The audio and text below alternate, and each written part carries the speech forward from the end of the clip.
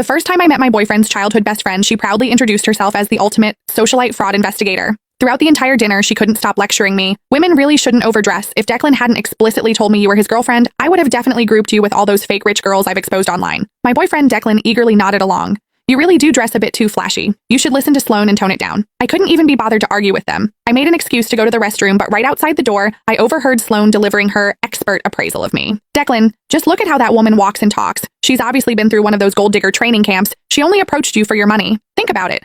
A Patek Philippe watch, a limited edition Hermes Birkin, and a multi-million-dollar sports car? How could a regular doctor ever afford that? My blood boiled, and I finally reached the end of my patience. I turned around, pulled out my phone, and called my father, the richest billionaire in New York. Dad, wire me $10 million. I'm going to buy out a certain socialite fraud agency and teach this girl that wealthy men can actually have daughters. If you don't believe me, I'll test her for you in a minute. That way you can see this gold digger for who she really is. As I hung up the phone, Sloane's confident voice drifted out from the private dining room. Declan was looking at her, nodding with absolute trust. I really wanted to see how Sloane planned to test a real heiress like me. When I pushed the door open, Sloane was holding my Hermes Birkin, inspecting it from every angle with a condescending smirk. I'm telling you, young girls like you really shouldn't get caught up in comparing yourselves to others. The first step to becoming a fake socialite is trying too hard to package yourself. This bag of yours is a rental, right? I almost laughed out loud.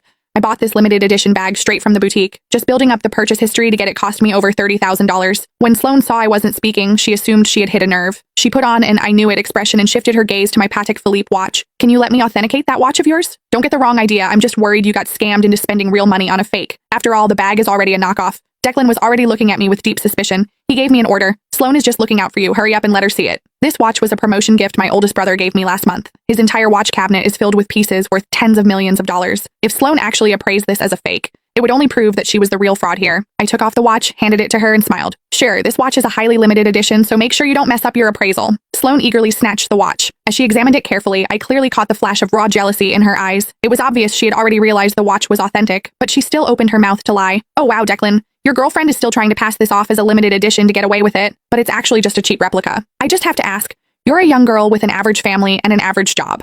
Why are you buying these fakes just to stroke your ego? Don't tell me you thought you could use these knockoffs to trap a rich guy and drain his bank account. The belittling tone in her words couldn't have been more obvious. In an instant, the way the other people at the table looked at me changed from admiration to disgust. Declan glared at me with sheer contempt, his voice dripping with disgust. How can you be so vain? And to think I actually believed you were different from other women? It turns out you all just want my money. Looking at his disgusted expression, my heart turned ice cold. I used to think Declan was just easily influenced, but that he at least had basic judgment. After all, we had been together for almost a year. Shouldn't he know what kind of person I am by now? The reality of the situation hit me like a bucket of ice water. I frowned, matching his dissatisfaction. Declan, who is actually your girlfriend here? You just blindly believe a single word she says? Since that's how it is, I don't see any point in finishing this dinner. I stood up, grabbed my bag, and prepared to leave.